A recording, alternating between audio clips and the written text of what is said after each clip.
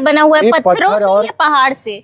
पत्थर से ही है, भगवान विश्वकर्मा जी द्वारा बना हुआ मंदिर है, कोई इंसान के द्वारा बना हुआ मंदिर नहीं है। अच्छा। ये मंदिर भगवान श्री राम से भी पहले की है, यानी 16,18,000 वर्ष पुरानी मंदिर है। और अंदर जो प्रतिमा है ब्रह्मा विष्णु महेश जी है। छठ कब से यहाँ मनाया जाता है, और छठ को लेकर यहाँ क्या मान्यताएं हैं? यहाँ पर माता सीता जी ने खुद यहाँ पर छठ किए थे पहली बार। इसके बाद पहली बार छठ माता सीता ने यहीं किया था। 16 लाख साल पुराना मंदिर है, यानी लाखों साल पुराना ये मंदिर। आप देख सकते हैं अभी भी कितना ये भव्य दिख रहा है, कितना चमचमा रहा है। और ये जो मूर्तियां आपको दिख रही हैं, ये जो खंडित मूर्तियां हैं, ये शायद शंकर जी की मूर्तियां हैं शायद, अगर मैं गलत ना हूं तो।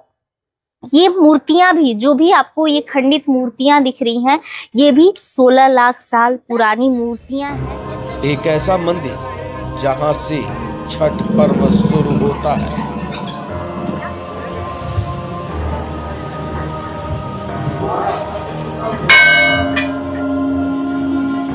नमस्कार, स्वागत है आपका खबर फर्स्ट पर। और खबर फर्स्ट की टीम आप पहुंची है भगवान भास्कर की धरती देव में।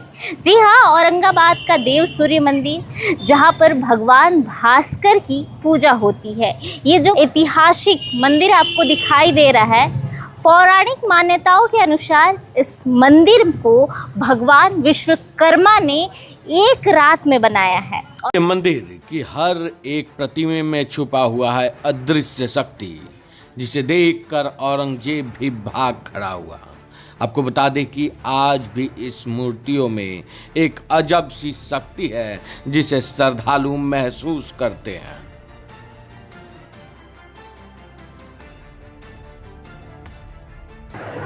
तो बाबा, ये कुंड का क्या रहस्य है? पहले ये कुंड के बारे में। और कहा यह भी जाता है कि भगवान सूर्य की यहाँ 3 जो मूर्तियाँ लगी हुई है, उसका पौराणिक जो मान्यता है उसके हिसाब से कहा जाता है कि अलग अलग विशेषताएं हैं हर एक मूर्ति की। तो क्या कुछ विशेषताएं हैं, वो थोड़ा बता दीजिए। देखिए, भगवान सूर्य नारायण की प्रतिमा है जो ब्रह्मा विष्णु और महेश के रूप में। हाँ। ऐसे भगवान सूर्य के 12 नाम हैं। भगवान का नाम है आदित्यम, प्रथम नामम, पहला नाम आदित्य है भगवान सूर्य का। द्वितीयम तो दिवाकर, तृतीयम भास्करम, चतुर्थम च प्रभाकर, पंचमम तो शहांशु, खष्टवम चैवति लोचनम, सप्तम हरितस्व, अष्टवम च विभावसु, नवम दीनिक्रोक्तम, दद्वम दासात्मक, एकादश त्रिमूर्ति। एकादश 11वां जो स्वरूप है भगवान सूर्य का, वह त्रिमूर्ति का है, जो यहाँ विराजमान है। अच्छा। जो ब्रह्मा विष्णु और महेश के रूप में है। तो ये पहला मंदिर है जो द्वादशम सूर्य देवच। एकादश त्रिमूर्ति हो गए, द्वादशम सूर्य देवच, जो सूर्य नित्य प्रतिदिन उदय लेते हैं, वह भगवान सूर्य के 12 नाम है। अच्छा। तो एकादश त्रिमूर्ति में है ब्रह्मा विष्णु और महेश, है ना। लेकिन यहाँ प्रतिमाएं जो है, भगवान सूर्य का श्लोक है उदय ब्रह्मणे रूपम। उदय काल जब होता है तो ब्रह्म मुहूर्त हम लोग कहते हैं। उस समय भगवान सूर्य ब्रह्मा जी के रूप में रहते हैं, जो उधर से पहला मूर्ति है, ये वाली पूरे दुनिया को सृष्टि करता है ब्रह्मा जी।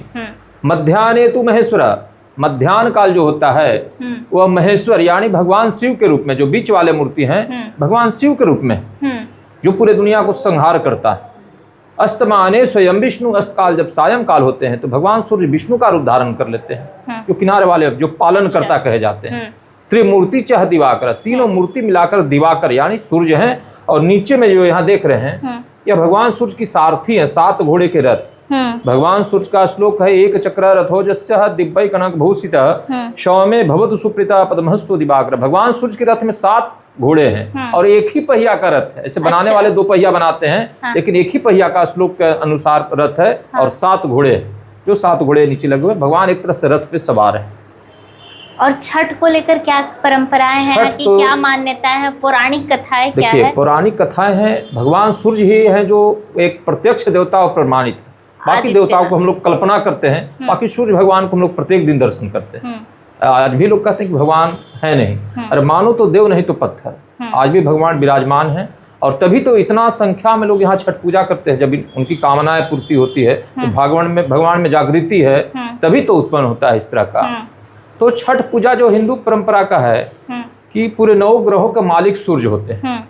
और अभी भी बताया कि भगवान सूर्य ही प्रत्यक्ष देवता है, सब लोग दर्शन करते हैं उनकी। तो हम लोगों की पुराण में है कि भगवान सूर्य की उपासना ही छठ पूजा में होती है, छठी मैया के नाम से जाना जाता है। हाँ। जो भगवान को पहला दिन स्नान ध्यान होता है, जिसे नहाए खाए बोलते हैं। दूसरे दिन खीर भोजन, उसे खड़ना के रूप में भगवान का प्रसाद ग्रहण करते हैं। उसके बाद तीसरे दिन उपवास बोलते हैं, उस दिन निर्जला रहते हैं बिल्कुल।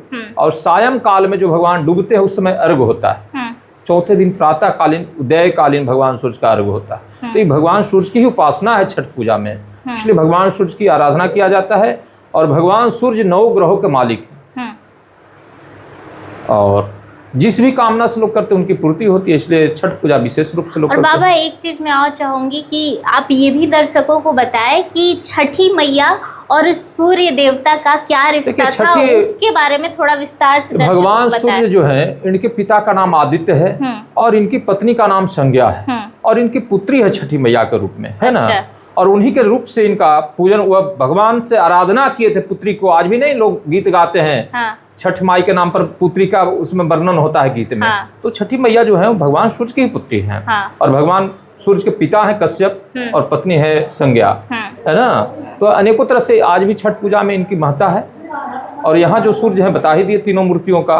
जल के बारे में आपने जो पूछा, हाँ, जल के बारे में कहा जाता है कि यहाँ के अमृत जल, इसको अमृत भी कहा जाता है क्योंकि कुष्ठ रोग दूर होते हैं। देखिए इसकी कथाएं हैं।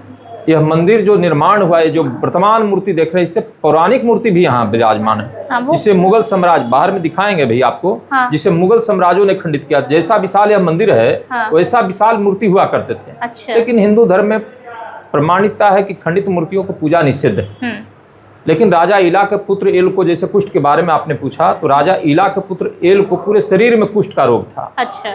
उन्हें बताया गया कि सूर्य की उपासना करें। सूर्य भगवान जो है पूरे शरीर का मालिक है। जैसे हर डॉक्टर स्पेशलिस्ट होते हैं कोई रोग का, तो भगवान सूर्य पूरे शरीर का स्पेशलिस्ट है। इनकी उपासना से शरीर के हर किसी भी रोग को दूर करते हैं।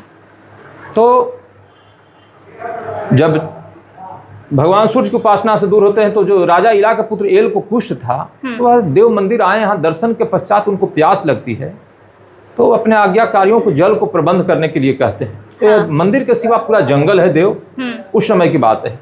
तो उनके आज्ञाकारी लोग जंगल को भ्रमण करते हुए, जो तालाब आज सूर्यकुंड तालाब है, उस तालाब के पास एक गड्ढा नुमा था, उस गड्ढा से जल उबीच कर लाते हैं। और राजा को जल पीने के बाद जिस भी अंग में वह जल का स्पर्श होता है वह कंचन हो जाता है, कुष्ठ से ठीक हो जाता है। अच्छा। ऐसा होने से राजा को आश्चर्य होती है। वो अपने आज्ञाकारियों से पूछते कि उस स्थान के बताओ जहाँ से जल के लाए हो। राजा उस स्थान पर पहुँचते हैं और जल का जो भी भाग वहाँ गड्ढे में कीचड़ है, जल है, पूरे शरीर में लेप लगा लेते हैं। ऐसा करने से उनका पूरा शरीर कंचन हो जाता है। उनको आश्चर्य होती है कि इसमें कोई चमत्कार है। तो हम लोग भी कहीं घूमने जाते हैं तो अच्छा जगह मिलता है तो हम लोग रुक जाते हैं। तो वह राजा निश्चय कि क्या यहीं विश्राम करते हैं। ऐसा करने के बाद उनको स्वप्न होता है, इसमें भगवान सूर्य की प्रतिमा है, इसे निकाल कर मंदिरों में स्थापित करो। वह तालाब की खुदाई होती है जहाँ से मूर्ति निकले और स्थापित किए गए। और तो ये वही मूर्तियां हैं, सूर्यकुंड तालाब से निकले हैं। उसका नाम का पीछे राज यही है कि भगवान सूर्य की प्रतिमा निकला, इसलिए उस कुंड का नाम है सूर्यकुंड तालाब। अच्छा। हर नाम के पीछे राज होता है। बाबा, जैसा कि आपने इस मंदिर के बारे में बताया कि ये साक्षात सूर्य कुंड से निकली हुई मूर्तियां हैं, लेकिन एक मान्यता ये भी है कि इस मंदिर को साक्षात विश्वकर्मा भगवान ने बनवाया। और जो ये मंदिर पूरब से पश्चिम की ओर इसका द्वार हुआ, उसके पीछे का क्या रहस्य है? इसके रहस्य है कि जो मूर्ति अभी वर्तमान देख रहे हैं, इस मूर्तियों के पहले पौराणिक मूर्ति हैं अभी वर्तमान में जो आपको दिखाते हैं। हाँ। तो इस मंदिर की कथाएं हैं कि यह मंदिर का दरवाजा पूरब की ओर हुआ करता था अपने जमानों में। हाँ, त्रेता युग के समय, मुगल साम्राज्य के पहले इसको कहा जाए। अच्छा, मुगल त्रेता युग में तो इस मंदिर का निर्माण हुआ है। अच्छा। तो मुगल साम्राज्य, ये देख सकते हैं यहाँ पे खंडित मूर्ति है। अच्छा। यहाँ पे है ये जो भगवान सूर्य की प्रतिमा है, ये देखिए, ये हाथ कटा हुआ है। और ये भगवान ब्रह्मा जी की, महेश की प्रतिमा है। जो देखिए 7 घोड़े के रथ यहाँ भी मूर्ति में स्थापित हैं। और रथ चालक अरुण जी महाराज भी बैठे हुए हैं, जो रथ को चलाने वाले। ये 7 घोड़े नीचे हैं। तो लोग कहते हैं यह जो मंदिर पहले पूरब की ओर हुआ करता था। तो यहाँ मुगल साम्राज्य आए और पौराणिक मूर्तियों को देख रहे हैं किस तरह से खंडित किया गया है। यहाँ पर एक मूर्ति है, बाहर में एक भगवान विष्णु की प्रतिमा है।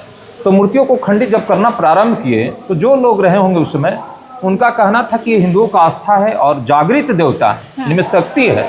लेकिन मुगलों का कहना था कि यह पूजा पाठ ढकोसला है, कुछ आज भी लोग कहते हैं कि भगवान नहीं है, तो मानो तो देव नहीं तो पत्थर।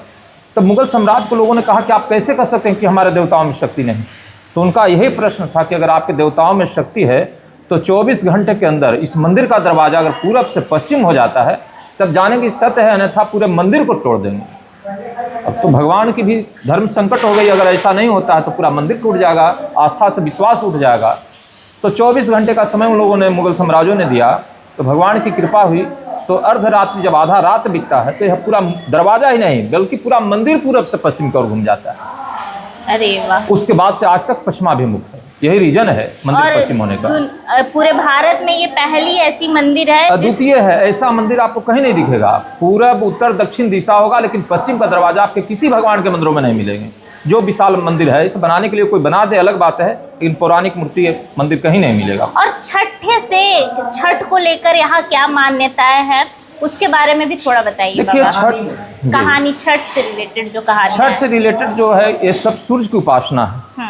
सूर्य की उपासनाओं के लिए जैसे किसी तरह का मन्नत, किन्हीं बाल बच्चों की मन्नत होती है, किन्हीं नौकरियों की होती है, किन्हीं शादियों की मन्नत होती है, तो किसी तरह की मन्नत के लिए उन लोगों ने कामना करते हैं और यहाँ पूर्ति होने पर इस देवधाम में अवश्य छठ व्रत करते हैं। इसलिए महत्ता कि यहाँ सबसे ज़्यादा भीड़ होती है छठ पूजा में, ताकि कामना, छठ पूजा तो कहीं भी लोग कर सकते हैं, लेकिन जो यहाँ कामना अगर भगवान के पास कर लिए और उनकी कामना पूर्ति हो जाती है तो यहाँ छठ व्रत करना उनको अनिवार्य हो जाता है। अच्छा। इसलिए यहाँ पे छठ पूजा का विशेष महत्ता है और भीड़ है। अच्छा, और एक सवाल ये भी है बाबा कि छठ यहाँ से कैसे शुरू हुआ था? पहली बार यहाँ छठ किसने किया था? क्या कुछ कहानियां हैं यहाँ को इसको लेकर? छठ पूजा के लिए कहानी कहते हैं तो मंदिर बहुत पौराणिक त्रेता युग का है। त्रेता युग 12,96,000 वर्ष का होता है, जिसमें 12,16,000 वर्ष बीतने के बाद इस सूर्य मंदिर का शिलान्यास किया। अच्छा। वर्तमान समय में इस सूर्य मंदिर का जो है लेख बताता है कि 9,49,125 वर्ष हो जाएंगे अभी वर्तमान समय में। अच्छा। और छठ पूजा की जो महत्ता है, लोग कहते हैं यहाँ माता सीता भी यहाँ छठ व्रत की है, इसका भी कहीं कहीं कहानियाँ आती है। और छठ पूजा यहाँ से प्रारंभ हुई है, ताकि प्रारंभ होने का कारण जहाँ होता है वहाँ पे लोगों का आस्था ज़्यादा होता है, इसलिए छठ पूजा का जो प्रारंभिक दौर हुआ यहाँ से ही हुआ और लोगों में छठ पूजा के प्रति विशेष आस्था जगी। ऐसे छठ पूजा हर जगह लोग करते हैं, लेकिन विशेष रूप से यहाँ आने का यही औचित्य है कि छठ पूजा करने से और मन में जो आराधना लोग करते हैं उनकी कामना पूर्ति होती है और पूर्ति के पश्चात यहाँ छठ पूजन करते हैं। और किसी भी कामना के लिए छठ पूजा किया जा सकता है। और ऐसे सूर्य की आराधना तो पूरे शरीर के मालिक हैं, जो भी कामना के लिए करें उनकी कामना पूर्ति होती है। मनोकामना पूर्ति के देवता भगवान सूर्य की, भगवान भास्कर की धरती, भगवान भास्कर के मंदिर में अभी हम थे। हमने आपको गर्भगृह के भी दर्शन करवाए और जो पुरानी मूर्तियां थी उनके भी दर्शन करवाए। बाबा ने सब कुछ बताया विस्तार से। बहुत बहुत धन्यवाद बाबा। मेरा नाम राजेश कुमार पाठक, देव सूर्य मंदिर पुजारी। धन्यवाद बाबा। जैसा कि अभी हमने आपको गर्भगृह दिखाया और गर्भगृह पंडित जी ने हमें बताया, पुजारी जी ने हमें बताया कि ये मंदिर 16 लाख पुराना, 16 लाख साल पुराना मंदिर है। यानी लाखों साल पुराना ये मंदिर आप देख सकते हैं अभी भी कितना ये भव्य दिख रहा है, कितना चमचमा रहा है। और ये जो मूर्तियां आपको दिख रही हैं, ये जो खंडित मूर्तियां हैं, ये शायद शंकर जी की मूर्तियां हैं शायद, अगर मैं गलत ना हूं तो। ये मूर्तियां भी, जो भी आपको ये खंडित मूर्तियां दिख रही हैं, ये भी 16 लाख साल पुरानी मूर्तियां हैं। और ये जो आपको कुंड दिखाई दे रहा है, मैं बता दूं आपको, ये जो आपको कुंड दिखाई दे रहा है, ये वो कुंड का पानी इधर से आता है जहां भगवान भास्कर की तीनों प्रतिमा मौजूद है। वहां जब उन्हें स्नान कराया जाता है तो उस कुंड से ये पानियां आती हैं, ये जल आता है। और भी इस मंदिर को लेकर बहुत सारी विशेषताएं हैं, हम पुजारी जी से पूछेंगे। बाबा, ये 16 लाख साल पुराने मंदिर की क्या कहानी है और अभी तक ये वैसा ही भव्य दिख रहा है, चमचमा रहा है? और मैंने देखा उधर थोड़ी सी खंडित भी है। ये औरंगजेब के समय में तोड़ा गया था ये मंदिर। अच्छा, औरंगजेब की सरकारें थी ना, वो हिंदू थे ना मुस्लिम थे। हाँ। पर मुस्लिम क्या रहते थे और हिंदू का देवी देवताओं का क्षतिग्रस्त पहुंचाते थे। हाँ, औरंगजेब ने तो बहुत सारी मंदिरों को तोड़ा है, तब ये मंदिर भी टूट गई थी। जी जी जी, उस समय का ही वो तोड़ा हुआ है। मैं आपको दिखा दूं, बाबा आइए इधर थोड़ा, मैं आपको दिखा दूं कि ये जो मंदिर का ये आपको पार्ट दिख रहा है, जैसे उधर डिजाइन था वैसे ही यहाँ भी वो डिजाइन है, लेकिन ये वाला जो डिजाइन है इसे तोड़ दिया गया था औरंगजेब के द्वारा। क्यों जी। तोड़ दिया गया था बाबा? जैसे वो लोग हिंदू देवी देवताओं का शक्ति मतलब नहीं मानते हैं कि हमारे हाँ। देवी देवताओं में शक्ति है। बाबा वो लोग नहीं मानते थे कि मतलब मूर्ति पूजन पर वो विश्वास नहीं रखते थे, रखते। मंदिर पर विश्वास नहीं रखते जैसे सनातन धर्म उन लोगों ने नहीं विश्वास रखते थे, हम्म उस समय ही तोड़ा गया था। तो यहाँ के पंडित जी और पुजारी जी बोले कि भाई इस तरह से तोड़ा नहीं जाए, तो क्यों, अगर यदि भगवान में सही में शक्ति है तो एक रात्रि में पूरब से पश्चिम दरवाजा हो जाएंगे। तो लोगों बोला हाँ ये तो भगवान की महिमा है, बिल्कुल हो जाएंगे। उसी रात्रि में एक रात से पूरब से पश्चिम दरवाजा हुआ, तो औरंगजेब यहाँ से छोड़कर चला गया इस मंदिर को पुनः। ये मंदिर किस चीज से बना? किस चीज से ये मंदिर बना हुआ है? ये पत्थरों पत्थर से और- या पहाड़ से? पत्थर से ही है, भगवान विश्वकर्मा जी द्वारा बना हुआ मंदिर है, कोई इंसान के द्वारा बना हुआ मंदिर नहीं है। अच्छा, ये मंदिर भगवान श्री राम से भी पहले की है, यानी 16,18,000 वर्ष पुरानी मंदिर है। और अंदर जो प्रतिमा है ब्रह्मा विष्णु महेश जी है। छठ कब से यहाँ? छठ कब से यहाँ मनाया जाता है और छठ को लेकर यहाँ क्या मान्यताएं हैं? यहाँ पर माता सीता जी ने खुद यहाँ पर छठ किए थे पहली बार इसके बाद पहली बार छठ माता सीता ने यहीं किया था। जी बिल्कुल। क्यों? उस समय से भगवान का जन्म उत्सव मनाया जाता है अचला सप्तमी का। जन्म उत्सव जी, अचला सप्तमी को, यानी माघ बसंत पंचमी के 2 दिन के बाद। अच्छा, तो जिन्हें नहीं पता था उन्हें मैं बता दूं कि सूर्य भगवान का भी बर्थडे मनाया जाता है। जैसे श्री कृष्ण जी का मनाया जाता है, कृष्णाष्टमी होती है, वैसे ही भगवान सूर्य का भी जन्मदिन, जन्म उत्सव मनाया जाता है माघ पंचमी के 2 माघ दिन, बसंत पंचमी के माघ 2 दिन के बाद। बसंत पंचमी के 2 दिन बाद से। आज एक नई जानकारी मिली। तो ये 16 लाख साल पुराना मंदिर, ऊपर जिस- प्योर 2 टन का सोना के कलश है सबसे ऊपर में। अच्छा हाँ, एक कलश के बारे में हमने ये भी कहानियां सुनी है कि उस कलश को एक चोर चुराने गया था तो उसी में चिपक गया था। 2 टन का करीबन। 2 टन का सोना ऊपर है। जी, इसी उम्मीद लगाया गया, वहां तक कोई चढ़ता नहीं है क्योंकि मंदिर हमारा इस तरह से है। इसके बाद पुनः ऐसे कमल के फूल की तरह खिला हुआ है। अच्छा, तो कहा जाता है कि वो 2 टन का सोने का जो कलश था उसको चुराने एक चोर गया था तो उसी में चिपक गया था। जी, तो ये बिल्कुल। कहानियां कितनी सच है और कितनी आइए मनगढ़ंत है? आइए दिखाते हैं चोरों को भी। चोरों को भी दिखाएंगे? बिल्कुल, चिपके बिल्कुल। हुए चोर जी, कैसे दिखाइए? सामने से दिखाई देगा।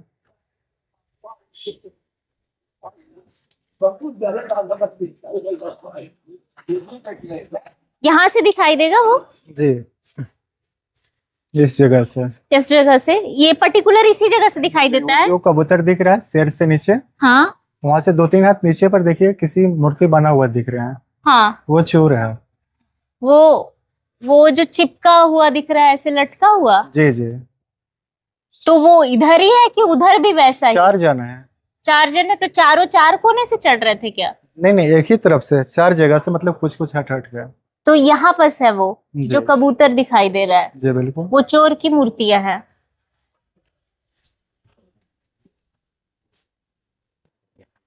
तो ये था देव का सूर्य मंदिर। ऐसे ही बिहार के औरंगाबाद जिले में 3 और, मतलब इसको मिलाकर 2 और सूर्य मंदिर है, यानी कि 3 सूर्य मंदिर है। एक उमगा और एक कौन सा है बाबा? सबसे पहले देव, इसके बाद ओमगा, इसके बाद देवकुंड, देवकुंड। जो कि वहां पर सुबह हो गया था मंदिर बनाते के समय में।